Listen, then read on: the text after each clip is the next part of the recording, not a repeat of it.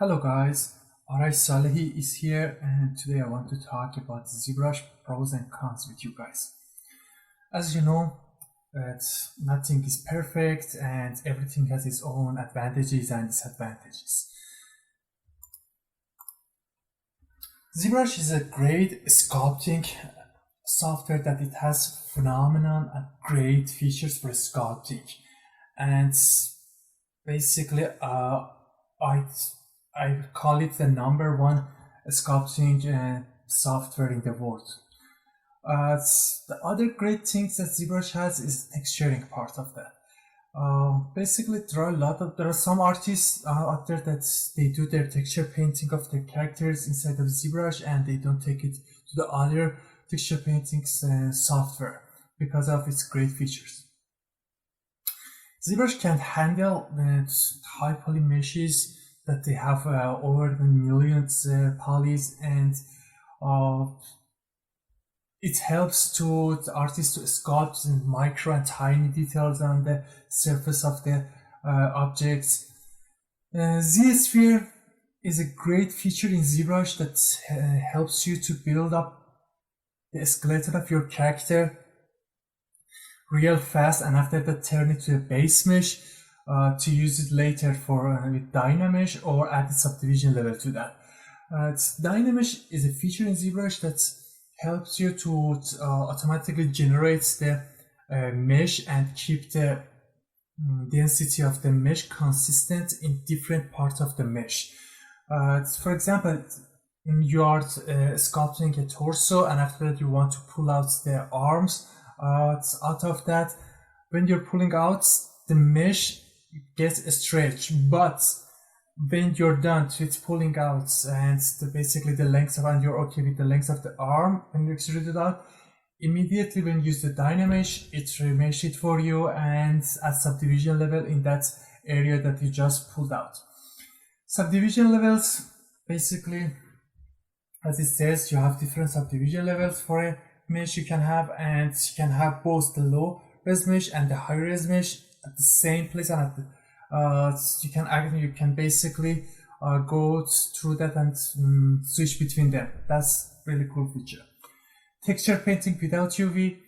Zbrush doesn't need a UV for texture painting, and it's just related to the painting over the vertices. ZRemesher for hard surface models. ZRemesher is a tool for topology, making low-res mesh and topology, and it has a lot of options, and it's really good and it works really well with hard surface models. Variety of brushes including insert mesh and nano mesh. Zbrush has a ton of brushes, and basically it depends on your workflow and the type of the model that you're sculpting. You can use any of them, but these two that I'm mentioning here, they're really good. Insert mesh brush is a brush that you can create wires, pipes, zipper, and a lot of things with that really easily in any direction, in any size, with any curvature, because the base of that is a curve if you basically enable that. And nanomesh is really good for making complicated objects like fishnet. You can easily make that by using nanomesh. Polygroup is that visual part of the groups that exist in other software like Maya and 3D Studio Max. In 3D Max and Maya, for groups that when you're making group out of a specific vertices, edges, or polys, you name them. But in Zbrush, it makes them in different color and it's visual, and it's really easy to select and work with that and apply different basically functions and tools on them. Live Boolean. Live Boolean is a feature in Zbrush that you can see the result of the Boolean before you finalize it, and you lose that basically the objects that you have at the beginning. For example, if you have a cylinder and a box, and you want to cylinder is smaller, and you put the cylinder inside of the box and you want to make a hole, but you're not sure where you want to put it exactly, you can when you enable live boolean, by moving the sphere and by moving the cylinder, you can see the result and which place is better for you to finalize that. Vector displacement map is the function. Basically, it's if I want to simplify that, is a 3D alpha. It's a 3D alpha, and ZBrush stores the 3D alphas in a brush when you start to sculpt on any surface with any resolution. It doesn't matter if it's low or is it high, but if it's the same resolution as the vector displacement map that you created at the beginning, that will be better.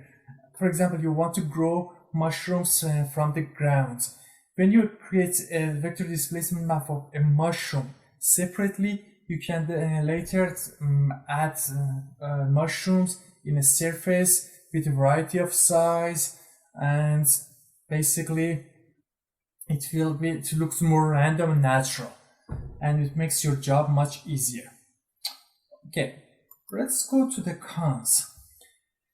ZBrush is not that good with the retopo of that organic models, although it has a UV layout option, but it's not as good as Maya or 3D Studio Max or other 3D packages. The material, lighting, and rendering are not as advanced as the other softwares, and some softwares are node-based, and it's really easier to work with them. And the first thing that I'm mentioning in the cons, after this basically general thing that I told on top in detail, user interface is very confusing for the person who is using the ZBrush at the first time, and it takes time for you to get familiar with that and get the hang of that. In dividing algorithm, when you import a base mesh in ZBrush and start to add division to that, ZBrush shrinks the base mesh and the original model. I don't know why it's happening, but definitely you need to have a copy of your model if you want the original model somewhere, if you want to use it, or use a morph function in ZBrush. It has a morph function, and you can store morph target at the subdivision level 1 to keep the original mesh. UV Master is a cool tool that you can make UV layouts, create UV layouts using that, but is not as advanced and accurate as UV tools in 3D Studio Max, Maya, or other softwares. Zero Measure that I mentioned in the previous slide, that is really good for hard surface models, is not that good for organic models. For organic models, I prefer to export my model after sculpting at the ZBrush in Maya and start to use with Quadra, or you can take it to 3D Studio Max or Topogon. There are other softwares that you can use for to retopo the mesh. Zmodeler is a brush, is a cool brush, but still is a little bit confusing, and it's hard to work with that.